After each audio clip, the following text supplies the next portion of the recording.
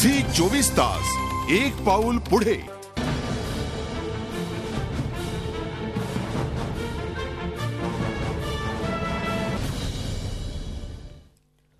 रोकटोकमध्ये आपण चर्चा करतोय ईस्टर्न फ्रीवेच्या नामकरणासंदर्भात वाद सुरू या सगळ्याची. बाबासाहेब की बाळासाहेब, नेमकं नाव द्यायचं कोणाचं, हा सध्या वाद खूप महत्वाचा झाला. याच्यावरती आपण आपल्या चर्चेमध्ये आता सहभागी झाले ज्येष्ठ पत्रकार अरुण खोरे. खोरे सर, मी तुमच्याकडे येतो.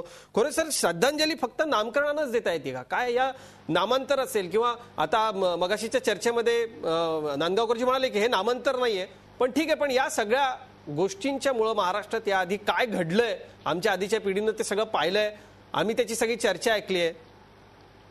याचा भावनिक मुद्दा केला जातोय का? सगळे महत्वाचे विकासाचे प्रश्न सोडून या प्रश्नांवरती इतके महत्वाचे राजकीय पक्ष एवढा महत्वाचा वेळ दवडतायत सगळे.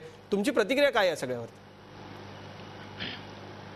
मी आता खऱ्या तिन्ही नेत्यांची वक्तव्य ऐकली. हे तिन्ही नेते अतिशय मान्यवर आहेत आणि महाराष्ट्रामधल्या 3 मोठ्या पक्षांचं नेतृत्व ते मुंबईतनं करतायत. बाळा नांदगावकर, विद्याताई चव्हाण आणि अविनाश महातेकर.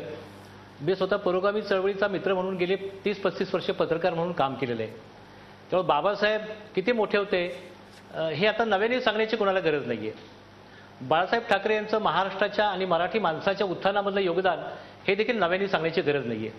माझं स्वतःचं स्पष्ट मत असं आहे, हे सगळे पक्ष बाबासाहेब आंबेडकर आणि बाळासाहेब ठाकरे यांच्या नावाचं राजकारण करतायत. कारण विधानसभा लोकसभेच्या निवडणुका आता वर्ष 6 महिन्यावरती आलेल्या आहेत. हे पूर्ण राजकारण आहे.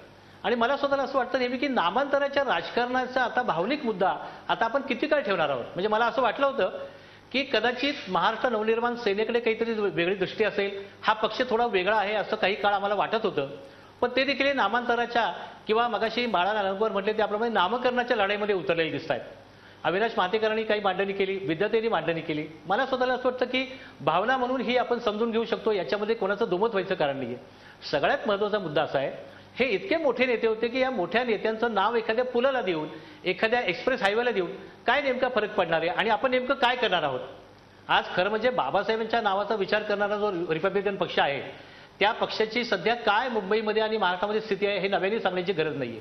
आज मुंबईमधल्या झोपडपट्ट्यांच्या मध्ये जर आपण विचार केला, मुंबईमधल्या झोपडपट्ट्यांच्या मध्ये असलेल्या लोकसंख्येचा विचार केला तर दलित बांधवांची संख्या किती आहे?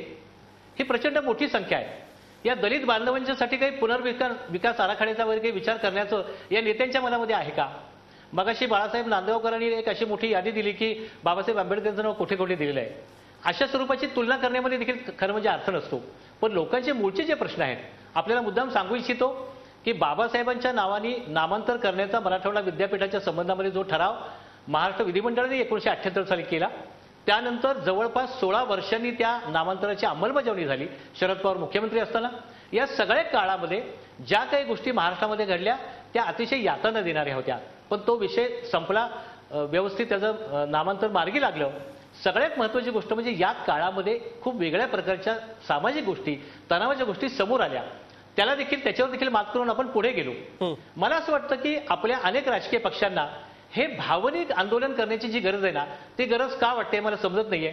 बाबासाहेब आंबेडकर मुळातच या सगळ्या भावनिक लढाईच्या विरुद्ध होते, हे मुद्दाम सांगायला पाहिजे.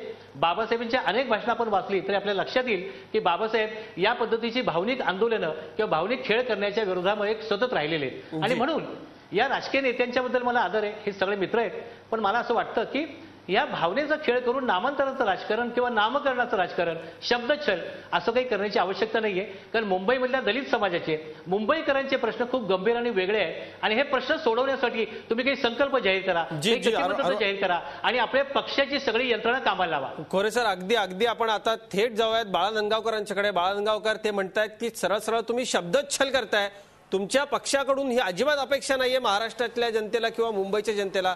आणि दुसरी गोष्ट म्हणजे जे नामांतराच्या वेळेला झालं, आज आरपीआय रस्त्यावरती उतरली होती, अविनाश महातेकर रस्त्यावर कार्यकर्त्यांसह उतरले होते, उद्या तुम्ही उतराल, मुंबई बंद पडेल, बाकीच्या इतर काही गोष्टी होऊ शकतील. हे सगळं तुमच्याकडून अपेक्षित नाहीये, हे थेट सांगितलं अरुण खोरेंनी. नाही, मला सगळं तुमचं म्हणणं मान्य आहे, अरुण भाऊंचंही मान्य आहे मला म्हणणं, परंतु हे राजकारण करण्यासाठी केलेलं नाही. आता ते निवडणुका डोळ्यासमोर ठेवूनही केलेलं नाही. त्याचं कारण असं की आता हा पूर्व मुक्त मार्ग आत्ताच झाला ना हो. आता तो अगोदर झाला तर अगोदर मागणी झाली असती, कदाचित झाली नसती, पण तो आत्ताच मागणी झाला म्हणून आम्ही मागणी केली. आज लक्षामध्ये.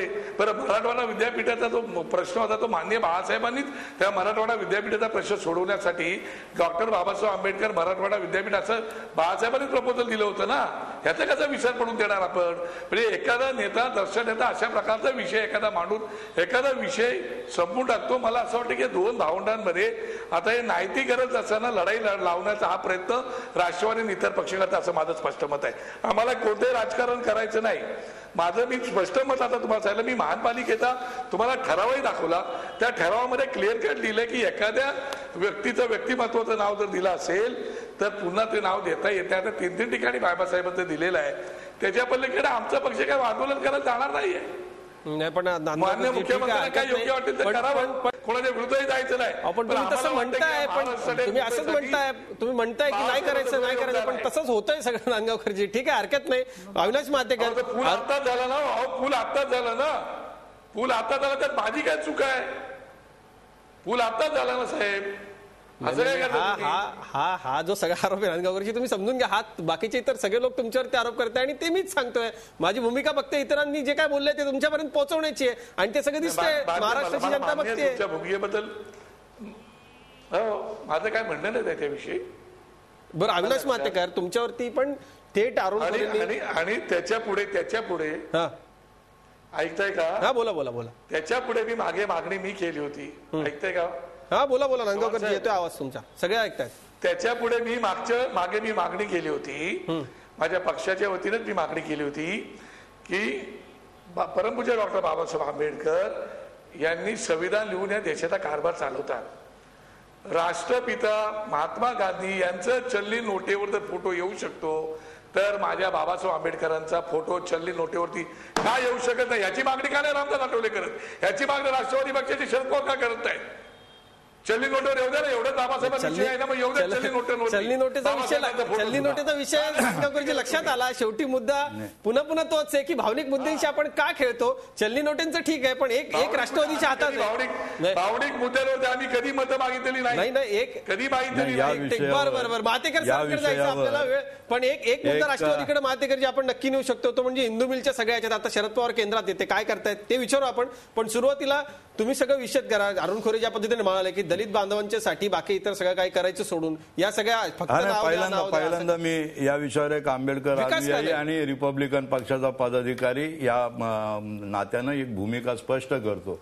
अरुण खोरे म्हणाले स्वागत आहे त्यांच्या सगळ्या वक्तव्याचं. गंमत अशी आहे की आम्ही आमचे जे दैनंदिन निकडीचे प्रश्न आहेत, हे प्रश्न किंवा ज्या प्रश्नांच्या वरती राजकारण केलं पाहिजे, समाजाचं आंदोलन केलं पाहिजे, जन आंदोलन केलं पाहिजे, हे सगळे प्रश्न बाजूला टाकलेले आहेत आणि या नामांतराच्या किंवा स्मारकाच्या प्रश्नावरच केंद्रित झालेलो आहे. हे असं अजिबात नाहीये. बाबासाहेब आंबेडकरांचा सन्मान आम्ही 2 मुद्द्यांच्या वरती, स्मारकाचा विषय 2 पातळ्यांच्या वरती आम्ही हाताळत असतो.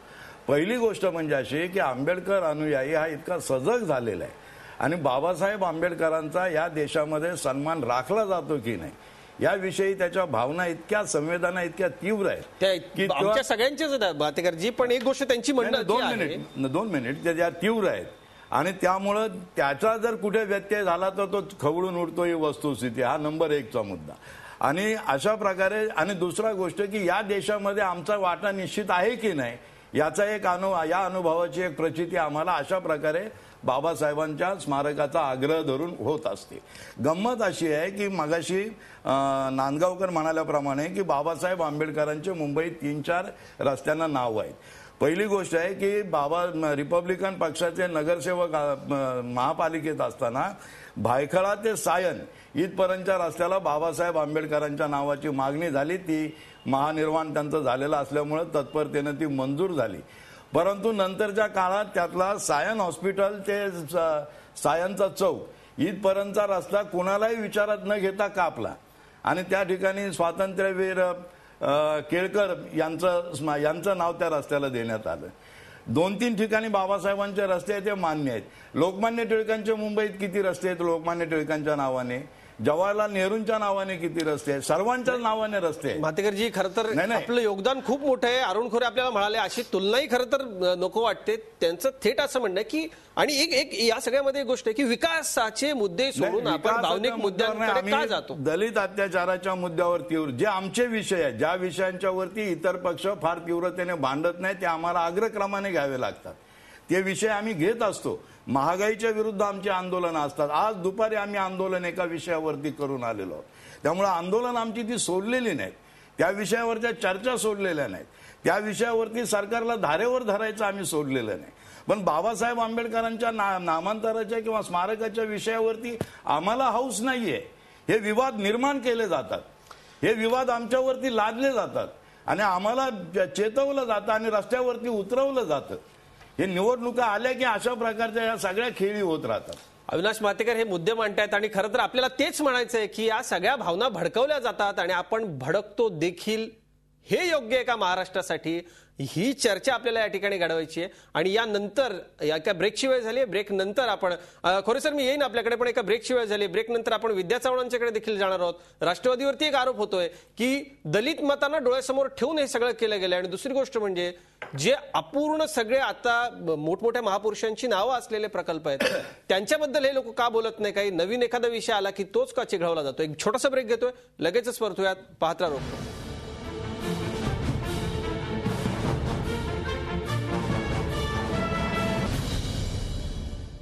झी 24 तास एक पाऊल पुढे.